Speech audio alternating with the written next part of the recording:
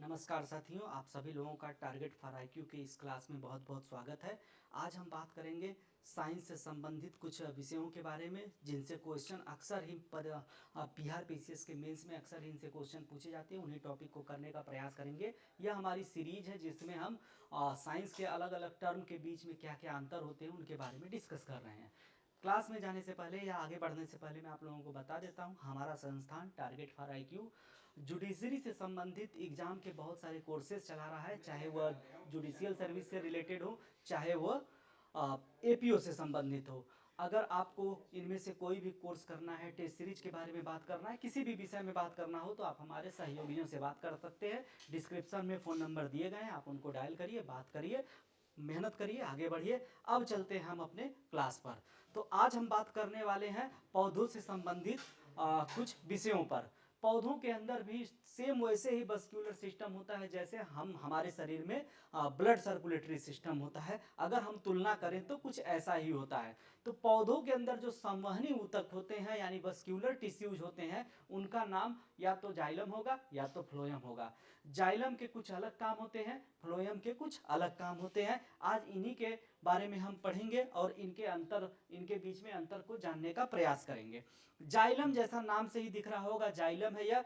Xylem से ही मिलता जुलता शब्द है आपका जल और जड़। तो जाइलम का जो संबंध होता है वह जड़ से होता है, जल से होता है। यानी कि जड़ें जब पानी को मिट्टी से एब्जॉर्ब करेंगी तो पानी के साथ बहुत सारे मिनरल्स को भी एब्जॉर्ब करेंगी, और इस सारे पानी को मिनरल के साथ जड़ें जब एब्जॉर्ब कर लेंगी तो यह जाइलम ऐसे टिश्यूज होते हैं जो इस पानी को, जल को ऊपर पौधों तक पहुंचा देंगी, ऊपर पौधों के ऊपर पत्तियों तक पहुंचा देंगी, ऊपर पौधों के पत्तियों तक, पेड़ों की पत्तियों तक पहुंचा देंगी। तो जाइलम क्या होता है? जाइलम ऐसे वस्क्यूलर टिश्यूज होते हैं जो जो पानी को जड़ों से पत्तों तक पहुंचा देती हैं, यानी कि इनका जो फ्लो होगा वह अपवर्ड होगा, ऊपर की तरफ होगा। और वहीं पर अगर हम फ्लोएम की बात करते हैं तो जब पत्तों तक पानी पहुंच जाएगा, मिनरल्स पहुंच जाएंगे, पौधों के पत्ते जो है, लीफ जो है, एटमॉस्फेयर से कार्बन डाइऑक्साइड ले लेंगे, सनलाइट पड़ेगी तो वो करेंगी फोटोसिंथेसिस या प्रकाश संश्लेषण। संश्लेषण के बाद क्या बनेगा? संश्लेषण के बाद बन जाएगा ग्लूकोज। ग्लूकोज बन जाएगा जिसे हम कार्बोहाइड्रेट भी बोलते हैं और सरल भाषा में हम उनको शुगर भी कह देते हैं। तो पौधे जब फोटोसिंथेसिस करते हैं तो सूरज के लाइट की उपस्थिति में पौधों के पत्तियों के अंदर जो क्लोरोफिल होते हैं वह फोटोसिंथेसिस की प्रक्रिया करते हैं।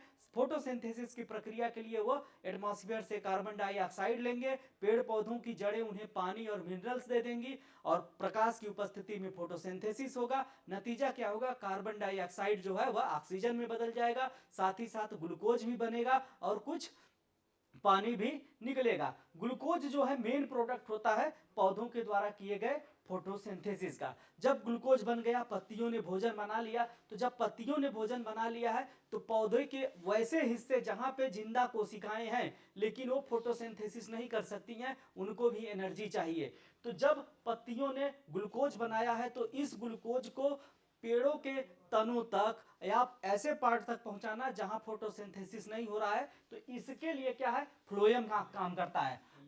फ्लोएम से फूड, इसका काम हो फूड पहुंचाना। जाइलम से हो जाएगा जल, इसका काम होता है जल पहुंचाना। यह जड़ों से जल को लेगा और पत्तियों तक पहुंचाएगा।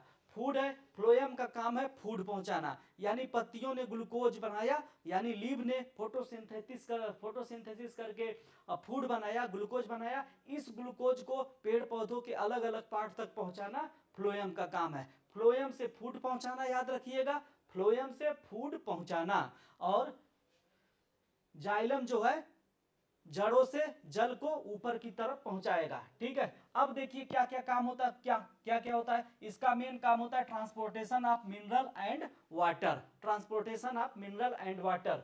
फ्लोएम का मेन काम होता है transport sugar, mainly sucrose and other organic compound produce during photosynthesis from the leaf to other part of plants. इसका यह मतलब होता है कि जब पेड़ पौधे फोटोसिंथेसिस करके ग्लूकोज या सुक्रोज बना दिए, उसके साथ अदर भी चीजें बनी है ऑर्गेनिक मटेरियल, उन सबको पेड़ पौधों के अलग अलग हिस्से तक पहुंचाना। आगे चलते हैं, आगे देखते हैं। जाइलम का एक और काम होता है पेड़ पौधों के स्ट्रक्चर को सपोर्ट देना। ये जो होता है थोड़ा सा हार्ड होता है। हार्ड क्यों होता है? क्योंकि इसमें मरी हुई सूखी हुई कोशिकाएं भी शामिल होती हैं, ये थोड़ा सा हार्ड भी होता है। ठीक है, इसमें थोड़ा सा हार्डनेस होती है जिसकी वजह से सपोर्ट करता है। और इसका मेन काम होता है nutrition supply of for each cell in plant. इसका मेन काम होता है न्यूट्रिशन सप्लाई करना हर एक कोशिका तक। ये जो पेड़ पौधों की जो छाल होती है, बर्च होती है, उसके अंदर के लेयर में ये पाया जाता है फ्लोएम। आगे चलते हैं। Xylem transport water and minerals in upward direction against gravity from the root to leaves and other part of the plant. Xylem जो होता है ग्रेविटी के अगेंस्ट जाकर जड़ों से पानी को ऊपर की तरफ पहुंचाएगा। ग्रेविटी नीचे खींच रही है या ऊपर पहुंचा रहा है। इसके पीछे कौन सा सिद्धांत काम करता है? इसके पीछे जो काम करता है वो केशिकत्व का सिद्धांत काम करता है, या ये कहिए कि कैपिलरीज का सिद्धांत जो है वह काम करता है इसके पीछे।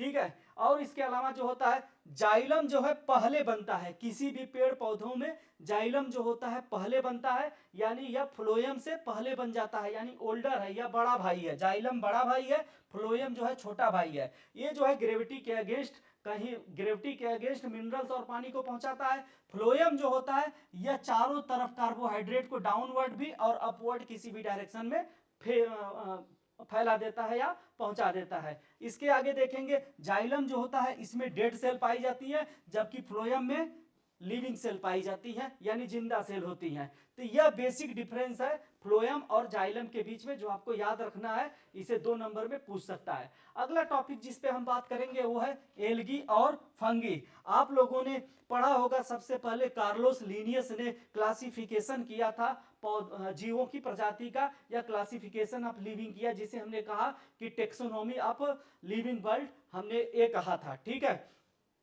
Taxonomy of living world. तो उसमें जब डिवाइड किया गया तो उन्होंने 2 पार्ट में डिवाइड किया था।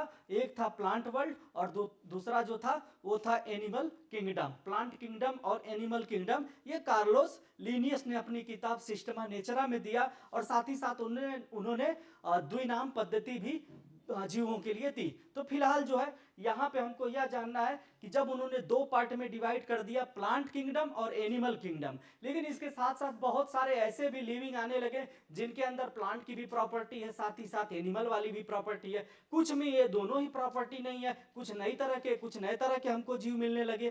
तब हमको यहाँ पे आर.एच. विटेकर नाम के एक साइंटिस्ट आते हैं।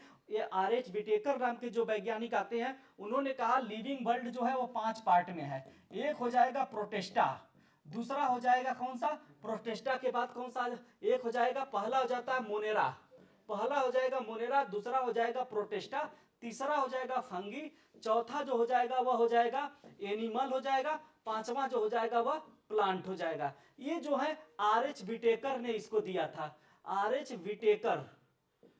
विटेकर साहब ने यह दिया था कि 5 वर्ल्ड में उन्होंने लिविंग वर्ल्ड को बांट दिया। तो यहाँ पे जब हम बात करते हैं एल्गी और फंगी की बात जब हम करेंगे, तो एल्गी किस में आती है, फंगी किस में आती है, जिसे हम फंगाई भी बोलते हैं, फंगी भी बोलते हैं, या इसको हम हिंदी में कवक भी कह सकते हैं। इसको हिंदी में कवक कहा जाता है, या हिंदी में कवक कहा जाता है। इसका ब्रांच ऑफ स्टडी क्या होता है? इसका ब्रांच ऑफ स्टडी जो होता है, इसका ब्रांच ऑफ स्टडी माइकोलॉजी होता है, और इसका जो एल्गी का जो होता है यह फाइकोलॉजी होता है। इसका ब्रांच ऑफ स्टडी फाइकोलॉजी होता है। तो एल्गी को जो रखा गया था प्रोटेस्टा ग्रुप में रखा गया था, ये प्रोटेस्टा ग्रुप का लिविंग है। वही फंगी अपने आप में लिविंग का ही एक क्लासिफाइड ग्रुप होता है। यानी 5 जो विटेकर ने 5 ग्रुप बनाए थे उनमें फंगी एक ग्रुप है, जबकि एल्गी जो है प्रोटेस्टा किंगडम से बिलोंग करता है, और ये फंगी या फंगाई किंगडम से बिलोंग करता है। एल्गी कहाँ पे पाया जाता है? एल्गी अक्सर एक्वेटिक रीजन यानी पानी वाले रीजन में ज्यादातर पाया जाता है, या जहां बहुत ज्यादा नमी हो वहां पाया जाएगा। फंगाई कहाँ पाया जाएगा? जहां पे भी डेड ऑर्गेनिक मटेरियल होगा, यानी लकड़ी टूटकर गिरी है वहां पे पाया जाएगा। आपने बारिश के बाद अक्सर देखा होगा कि पेड़ पौधों की जड़ों में ही मशरूम टाइप की चीजें निकल आती हैं, तो मशरूम भी एक तरह का फंगाई ही होता है। तो ये क्या है, हमेशा डिकेइंग, जो सड़ी गली चीजें हैं, भूसा पड़ा हुआ है, पुआल पड़ा हुआ है, सड़ रहा है, उसमें कुकुर मुत्ते या मशरूम निकल आए, तो यह हो गया आपका। तीसरा जो है एल्गी जो होता है यह यूकैरियोटिक सेल होती है, यानी यह सेल थोड़ी सी विकसित होती है, इसमें जो है आपका न्यूक्लियस, माइटोकांड्रिया, लाइसोसोम, ये सारी चीजें क्लियरली पाई जाती हैं। लेकिन एल्गी का जो साइनोबैक्टीरिया है, जिसे ब्लू ग्रीन एल्गी बोलते हैं, यह प्रोकैरियोटिक का एग्जाम्पल होता है, यानी अपने आप में यह कुछ एल्गी जो है प्रोकैरियोटिक हो सकती हैं, जैसे कि साइनोबैक्टीरिया या ब्लू ग्रीन एल्गी। वहीं इसकी बात करते हैं तो फंगाई हमेशा पूर्ण रूप से एक कोशिका होती है, जैसे कि यूकैरियोटिक सेल, जिसके ऑर्गेनल या कोशिकांग क्लियरली सबको स्पष्ट होते हैं। Algae are autotroph and do photosynthesis. हाँ, सबसे महत्वपूर्ण चीज, एल्गी जो होते हैं यह अपने आप में स्वपोषी होते हैं, ऑटोट्रॉफ होते हैं, यह अपना भोजन खुद बना सकते हैं। वहीं वहीं अगर हम फंगी की बात करें तो यह हेटेरियोटाइप होता है, यानी परपोषी होता है, और यह हमेशा फूड के लिए किसी न किसी के ऊपर डिपेंड रहेगा। एल्गी सेल के बारे में अगर बात करते हैं तो एल्गी सेल का जो सेलवाल होता है, इसका जो सेलवाल होता है किससे बना होता है, सेल्यूलोज से बना होता है। वहीं फंगी की बात करते हैं तो फंगी की सेलवाल जो होती है काइटिन से बना होता है। ये दोनों ही एक कॉम्प्लिकेटेड या पॉलीसेकेराइड कार्बोहाइड्रेट है। काइटिन भी एक कार्बोहाइड्रेट है और सेलुलोज भी एक कार्बोहाइड्रेट है। अगर हम एल्गी की बात करें तो एल्गी अपने अंदर जो फूड को स्टोर करता है वह स्टार्च के फॉर्म में करता है। वहीं अगर हम बात करें फंगाई की बात करें तो यह ग्लाइकोजन के फॉर्म में स्टोर करता है। अगर एग्जाम्पल की बात करें तो आयरिस मॉस हो गया, डाइटम हो गया, ग्रीन एल्गी हो गया, गोल्डन एल्गी हो गया, ये सब एल्गी के अच्छे एग्जाम्पल हैं। वहीं पे अगर हम मशरूम की बात करते हैं तो इसके एग्जाम्पल की बात करेंगे तो मशरूम हो गया, ईस्ट हो गया, अच्छे एग्जाम्पल हैं फंगाई के। और एक और चीज होता है यहाँ पे, एक सिम्बायोटिक रिलेशनशिप के बारे में भी हम बात करना चाहेंगे। जब मशरूम के ऊपर एल्गी आ जाए, यानी मशरूम और एल्गी एक दूसरे के साथ एक सहजीवी संबंध बनाए, सिम्बायोटिक रिलेशनशिप बनाए, तो इसको बोला जाता है लाइकेन। यहाँ पे फंगाई जो होता है या फंगी जो होता है एल्गी को अपने ऊपर शेल्टर दे देगा, साथ ही साथ उसे हल्का फुल्का कुछ न्यूट्रिशन, कुछ उसे मिनरल्स वगैरह भी दे देगा, और एल्गी जो है फूड बनाएगा और उसको बदले में फूड देगा। दोनों एक दूसरे के ऊपर निर्भर है। यह क्या बनाता है, यह बना लेता है लाइकेन।